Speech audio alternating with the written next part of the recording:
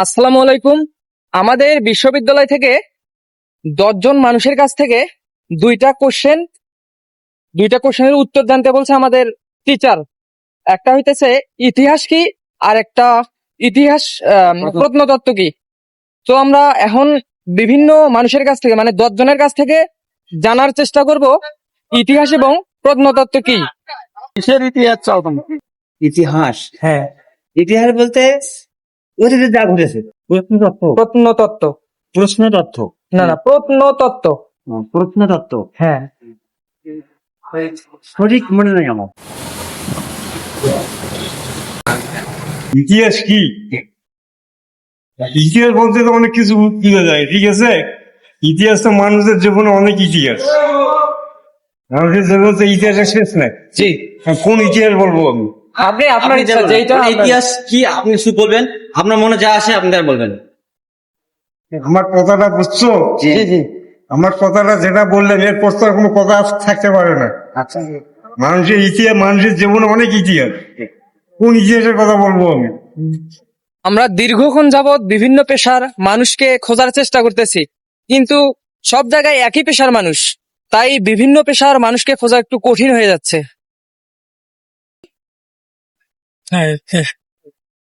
ধন্যবাদ আঙ্কেল। আর আমাদের দ্বিতীয় প্রশ্ন, প্রত্নতত্ত্ব কি? প্রত্নতত্ত্ব। প্রশ্নতত্ত্ব তো বুঝতে পারলাম।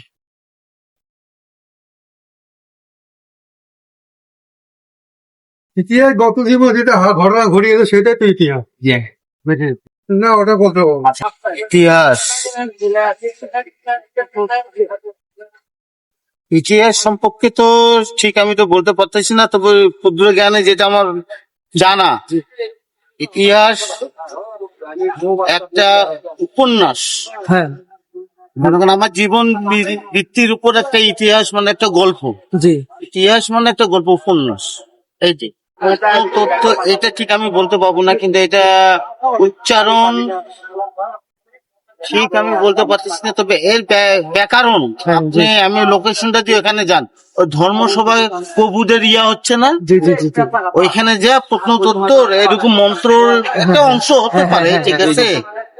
ব্যাখ্যা বঞ্জনমালা মেলা আছে বাংলা, কিন্তু আমরা জানি না। আচ্ছা, আর প্রত্নতত্ত্ব কি?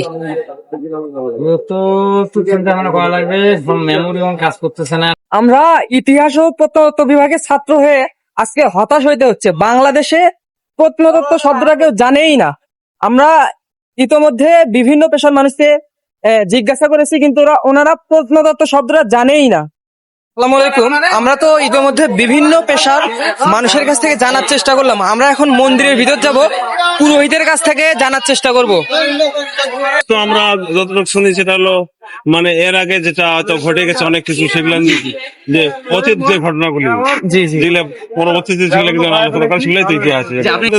সনাতন ধর্মের অনেক ইতিহাস আছে, আগে পুরনো 5000 বছর আগেরও অনেক ভগবানের লীলা কিভাবে এগুলো আমাকে কিভাবে ক্ষেত্রে যুদ্ধ হয়েছিল, এইভাবে অনেক ইতিহাস, এগুলোকে আমরা ইতিহাস। প্রত্নতত্ত্ব কি এটা বলতে পারবেন? প্রত্নতত্ত্ব প্রত্নতত্ত্ব হলো অনেক সময় মাটির থেকে যখন আমরা শুনি যে অনেক কিছু বের হয়, বা পুরানা কোনো নিদর্শন, এই না। রাজনৈতিক ইতিহাস না বাণিজ্যিক ইতিহাস না সামাজিক ইতিহাস, কোনটা চাচ্ছ তোমরা সেটা বুঝাও তো আমাকে। অত তো খেয়াল নাই আমার ইতিহাসের ডেফিনিশন তোমাকে আমি দিতে পারবো না এখন, কারণ আমি এখন লেখাপড়া করি না। আপনি কিন্তু ইংলিশ বলছেন, আপনি ইংলিশ বলছেন। লেখাপড়া এখন করি না যেহেতু, সেহেতু তোমাকে এই বিষয়ে কিছুই বলতে পারবো না। প্রত্নতত্ত্ব বলতে পারবেন? এখন আমার যেটা theory, আপনি পানের ইতিহাসটা এখন আমার পান নিয়ে আমার চিন্তা করা, একটা পান দিয়ে রাখবো 5 টাকা, এটাই আমার ইতিহাস। ইতিহাস হলো বিগত যেগুলো মনে করেন যারা অনেক কিছুর যেগুলো কাজ আর কি রেকর্ড করে গেল, যারা মনে করেন এমন এমন কিছু কাজ করে গেছে যে এগুলা ইতিহাসের পাতায় লেখা দেখা যাবে। যেমন নবাব সিরাজউদ্দৌলার নাম শুনছি, সে একজন ভালো একজন ব্যক্তি, এবং অনেক বিজ্ঞানীরা আছে, কিছু কিছু জিনিস তৈরি হয়ে গেছে, এগুলো একটা রেকর্ডে আছে, এগুলো একটা ইতিহাস। যেমন আমাদের নবী রাসূল 200 বছর আগে যেগুলো করেছে, এটাও একটা ইতিহাস। এগুলোকে আমরা ইসলাম ধর্মে এগুলোকে ইতিহাসের পাতায় প্রত্নতত্ত্ব, জি, প্রত্নতত্ত্ব, তত্ত্ব, জি জি। তো প্রত্নতত্ত্ব এটা মানে মানেটা আমাকে আমি তো বুঝতে পারছি তত্ত্ব মানে।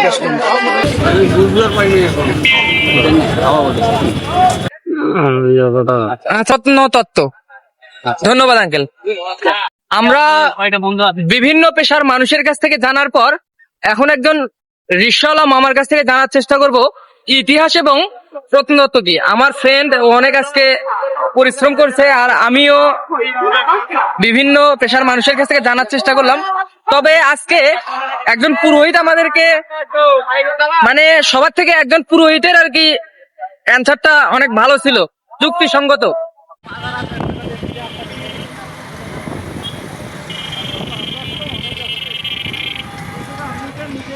ইতিহাস একটা ঐতিহ্য, অতীতে যা হয়ে গেছে বা হচ্ছে জি, তো প্রত্নতত্ত্ব। কারণ প্রত্নতত্ত্ব গবেষণা করে ইতিহাসের ঐতিহাস গুলা কিন্তু বোঝা যায় না, ঐতিহাস ধারক কিন্তু হচ্ছে প্রত্নতত্ত্ব। এজন্য প্রত্নতত্ত্ব গুলাকে সংরক্ষণ করা এবং তাদের উপর চর্চা করাটা আমাদের জন্য জরুরি। এবং ইতিহাস মূলত আমাদের সমাজের বা আমাদের যে সৃষ্টির সবকিছু নির্ভর করে ইতিহাস বিবর্তনের মাধ্যমে। আর বিবর্তনের ধারক হচ্ছে প্রত্নতত্ত্ব। প্রত্নতত্ত্ব বিশ্লেষণ করে কিন্তু আমরা ইতিহাস গুলো কিন্তু আমরা ইয়ে করতে পারি।